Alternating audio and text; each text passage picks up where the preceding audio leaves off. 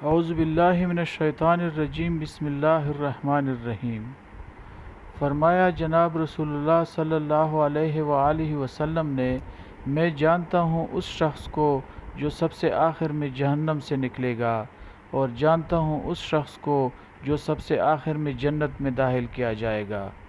ایک آدمی ہوگا جو نکلے گا دوزخ سے گھٹنوں چل کر، یعنی جس طرح بچہ اپنے گھٹنوں کے بل چلتا ہے، بس اللہ تعالیٰ فرمائے گا جا اور جنت میں داخل ہو جا۔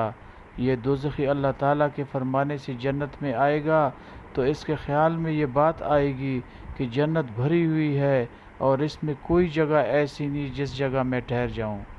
یہ شخص اللہ تعالیٰ سے عرض کرے گا، اے اللہ، جنت تو بھری ہوئی ہے، اس میں جگہ کہاں ہے جو میں بھی وہاں قیام کروں؟ اس پر حق تعالیٰ فرمائیں گے، جا تو جنت میں داخل ہو جا، اور تیرے لیے دنیا کے رقبہ سے 10 گنا زیادہ رقبہ ہے۔ اس کو سن کر یہ بندہ اللہ تعالیٰ کی جناب میں عرض کرے گا، اے اللہ، تو بادشاہ ہو کر میرے ساتھ مذاق کرتا ہے؟